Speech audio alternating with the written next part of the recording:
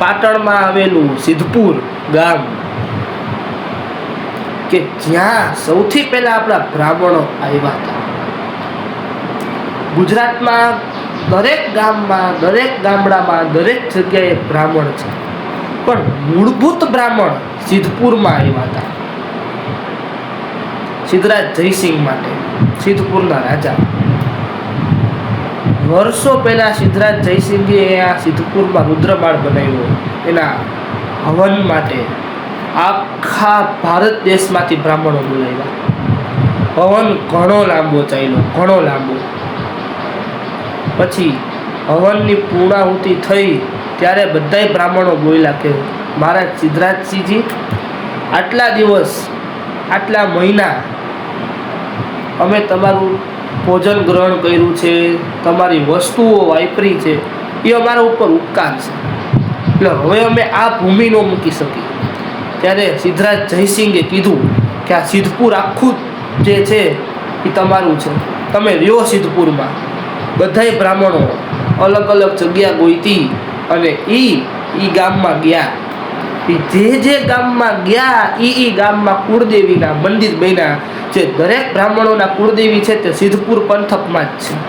મોટા ભાગના 90% સિદ્ધપુરમાં જ છે, કેમ કે એ કુળદેવીના મંદિરની જગ્યા સિદ્ધરાજ સિંહે આપેલી છે.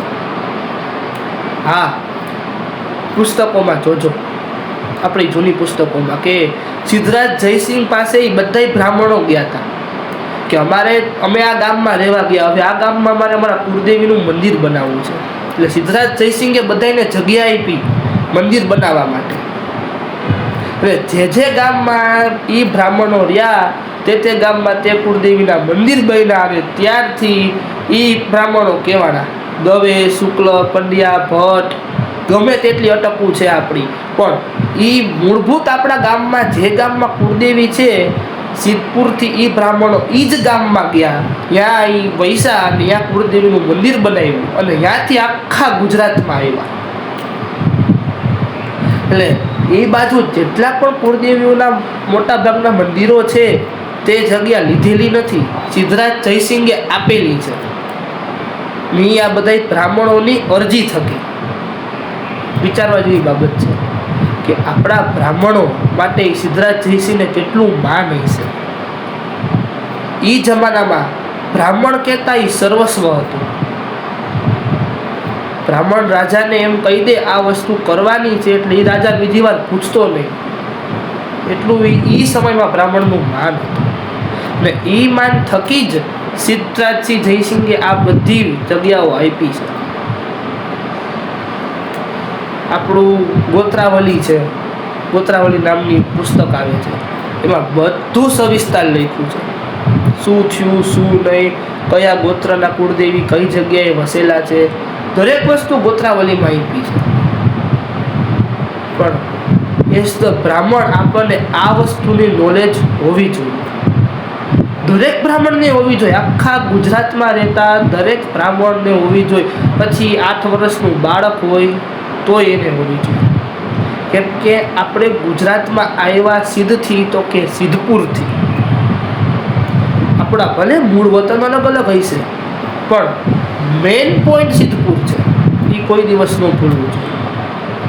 દરેકને યાદ હોવું જોઈએ કે આપણું મૂળ વતન સિદ્ધપુર છે, સિદ્ધપુરમાં જ બ્રાહ્મણો આવ્યા હતા ને યાદથી આખા ગુજરાતમાં સરાઉન્ડિંગ બ્રાહ્મણો વૈસા છે. એક આટલી નાનકડી રિક્વેસ્ટ કરું છું એઝ ધ બ્રાહ્મણ કે દરેક લોકો આ વિડીયો ઝાઝામાં ઝાઝો શેર કરો, ઝાઝામાં ઝાઝો આ વિડીયો ફોરવર્ડ કરો, કેમ કે લોકોને ખબર પડે. ઘણા લોકોને આ વસ્તુની હજી ખબર નથી. દરેક લોકોને ખબર પડે કે બ્રાહ્મણોનું મૂળ સ્થળ સિદ્ધપુર છે, આવી રીતે બ્રાહ્મણો આવેલા છે. આટલું જરૂરથી કરજો. આપને મારો વિડીયો ગમ્યો હોય તો લાઈક, શેર અને સબસ્ક્રાઈબ કરવાનું પણ ન ભૂલતા. અને બીજી વિશેષ માહિતી હોય આ વિડીયો બાબતે તો કોમેન્ટ કરીને મને ખાસ જણાવજો. જય શ્રી કૃષ્ણ.